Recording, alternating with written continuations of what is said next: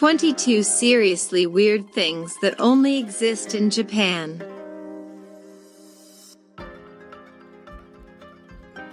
Super weird game shows. Japanese game shows can be totally bonkers, and some are so off the hook they wouldn't even be allowed to be screened in any other country. These game shows often put the participating contestants in staggeringly humiliating situations. They can be downright odd, like one game show in which one item in a room is replaced with a look-alike item made of chocolate, and contestants have to try to find it by biting into objects. Or they can be downright disgusting, containing gore and explicit material. One thing is for sure, Wheel of Fortune these ain't. Japanese game shows embrace weirdness to the full extent. Vending machines aren't just for snacks and drinks. If you thought vending machines were just for snacks and drinks, think again. At slightly over 5 million nationwide, Japan has the highest density of vending machines worldwide. There is approximately one vending machine per every 23 people, according to the Japan Vending Machine Manufacturers Association.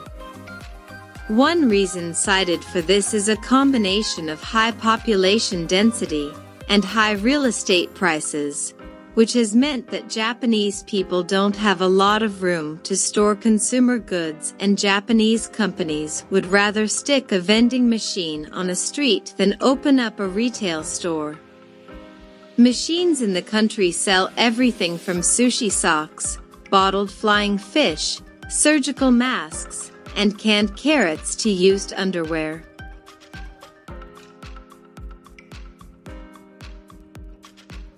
Ultra expensive, square watermelons. Watermelon is a popular summer fruit in Japan. People also give them as gifts and play sukawari, which is like piñata, but with a watermelon. But then there are square watermelons, and this is where watermelons get interesting, odd, and super expensive.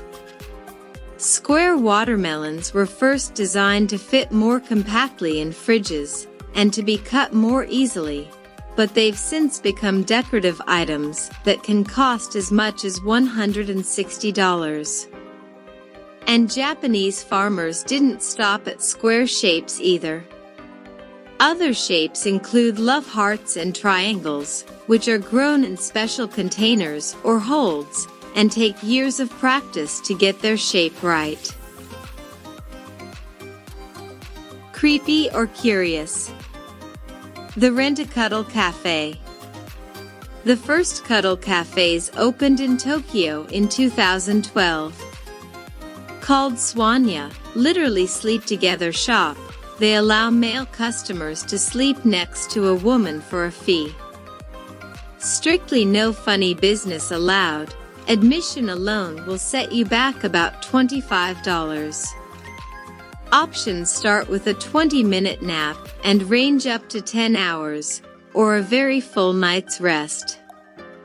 Prices vary considerably, with the lowest option fetching about $40, and the highest commanding the hefty price of $400.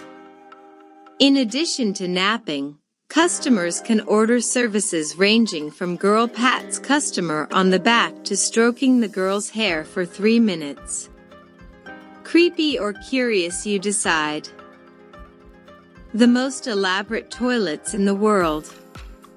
Spending some time in the bathroom is a fact of life, so why not make it comfortable? Japan has become the world's most sophisticated innovator in lavatories, and is now notorious for its complicated smart toilets. Skip over the traditional squat toilets, which involve squatting over an in-ground bowl, and you'll find the toilets in Japan are generally more elaborate than toilets in any other developed nations. It's not uncommon to find one that makes noise to block any uncomfortable sounds, gives off perfume, raises its seat automatically, warms the seat, plays music, or has a built-in bidet. It's no wonder Western tourists can sometimes find them a little confusing. Human soup? Japan has a centuries-old tradition of traditional bathhouses. No biggie, you might think other countries have the same. But the Unesan Spa Resort in Hakone has taken the spa tradition and given it a uniquely Japanese twist. Picture this, bathing in a vat of pork soup and ramen noodles. Lately people are very concerned about having beautiful skin, and they know the effect of collagen, which is contained in our pork-based broth. At this bath, everybody can have fun and take advantage of the healthy elements of ramen noodles, says the spa owner, Ichiro Furuya. European cheese-flavored Kit Kats. The Japanese have a predilection for novelty foods and beverages that often seem baffling to Western palates. Kit Kats are no exception, and there are more than 300 different flavors, including soy sauce, European cheese, wasabi, grilled corn, miso, and sweet potato. Due to a coincidence of language, the candy bar's name sounds like the Japanese expression Kitokatsu, which translates to "you will surely win," so it is also a popular good luck gift for students ahead of university exams. Ice cream that doesn't melt. Food scientists in Japan have invented ice cream bars that do not melt. While experimenting with the chemistry of strawberries to help farmers affected by the 2011 tsunami, these scientists accidentally discovered a chemical that solidifies cream almost instantly. Ice cream bars made with this compound can hold their own against an air dryer for 5 minutes without melting. All I want for Christmas is KFC. A fast food joint might be the last place you'd want to celebrate Christmas, but it's the go-to spot in Japan, where people typically eat KFC on Christmas Eve.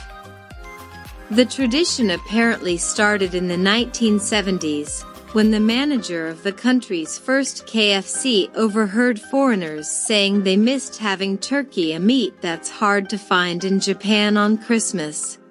Not many Japanese people celebrate the holiday, but the manager hoped fried chicken could be a good substitute for foreigners craving poultry.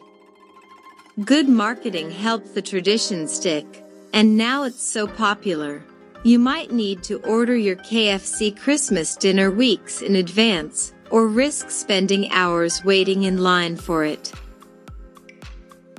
Naki Sumo Baby Crying Contest.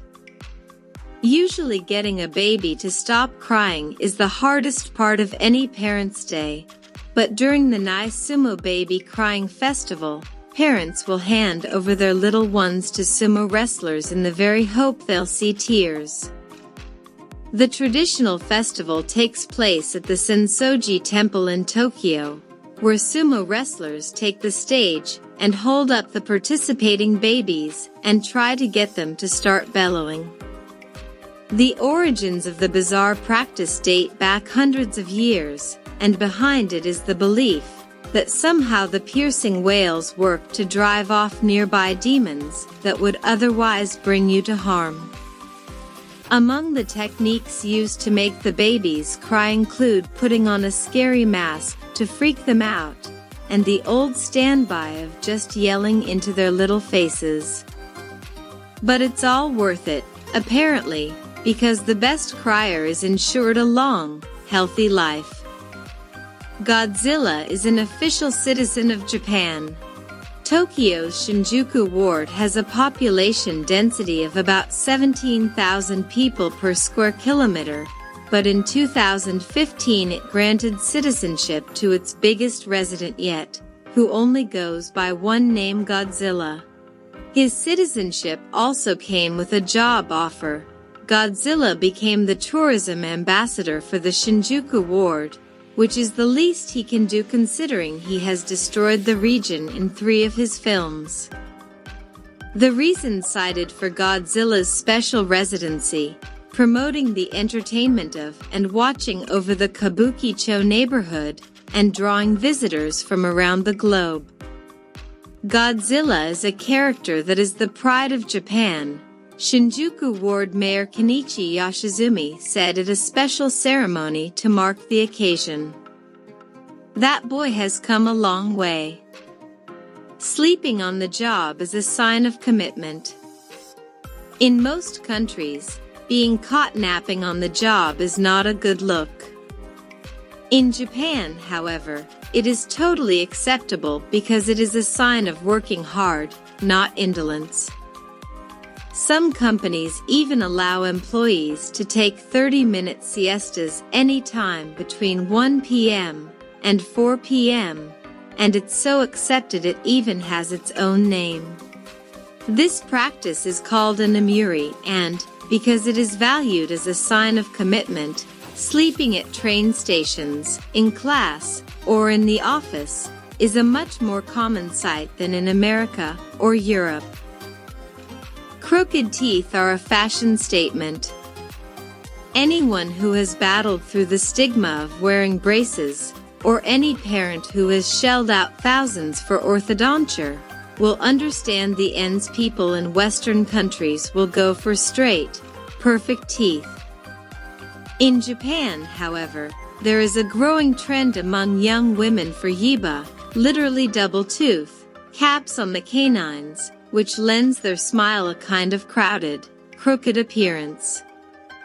As bizarre beauty trends go, this one is somewhat costly to implement. Fortunately, in case this fad goes south, the procedure is reversible. Blue traffic lights, or are they green? Almost universally, red means stop and green means go. It's a lesson most of us learn years before we're old enough to see over the dashboard. But what happens when you live in a culture where green also means blue? Drive around Japan and you'll notice green, teal, turquoise, and aqua lights, and it's all because of a linguistic quirk of Japanese. While there are now separate terms for blue and green, in Old Japanese, the word ao was used for both colors. In modern Japanese, the word midori means green, but the lights are still referred to as ao in official literature. While international traffic law decrees all go signals must be represented by green lights, Japanese linguists objected to their government's decision to continue using the word ao to describe what was clearly midori. The government decided to compromise and mandated that traffic lights use the bluest shade of green possible, still technically green, but noticeably blue enough to still be called ao. Kids clean their own schools. Forget janitors in Japan. Cleaning one's own classroom and school is a part of their school education. Students as young as first graders set aside time every day to clean and maintain their classrooms, serve lunch to their classmates, and even clean the toilets, as part of a tradition called osoji. A few times a year, they also clean up in the neighborhood around the school, and the practice is said to teach students to help others and respect their surroundings. Sea lion curry in a can. Japanese cuisine is revered throughout the world, but that's not to say all Japanese delicacies are for everyone. A prime example of the national palate's eccentric side is a chain of restaurants called Mr. Kanso, which only serves food that comes out of a can. At the more than 40 locations nationwide, diners can choose from more than 300 dishes, from cuisines from around the world. Options include salad in a tin from France, sea lion curry, and Korean silkworm chrysalis. We're sure it's delicious. Train delays make national headlines. In 2017, a Japanese railway company issued an official apology for sending a train off 20 seconds early. The idea of deeply apologizing for the severe inconvenience of a lost 20 seconds seems totally alien to most commuters around the world, who have to put up with much greater disruption with not so much as an acknowledgement. Japanese trains are among the most punctual in the world.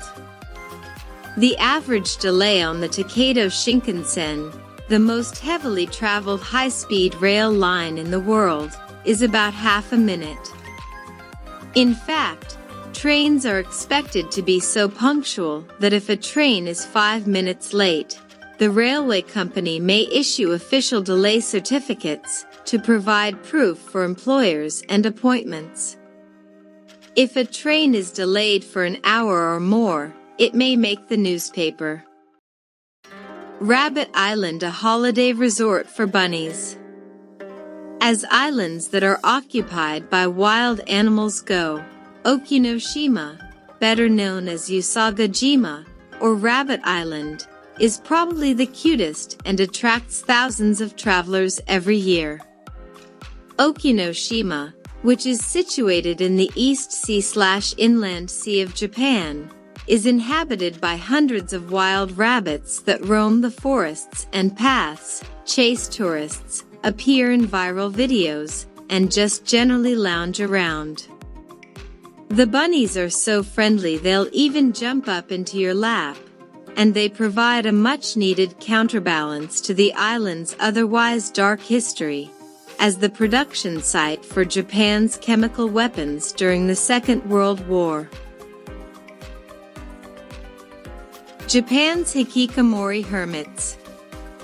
Every society is home to a small number of people who could be described as reclusive, and often these are individuals battling with mental illnesses such as depression and agoraphobia.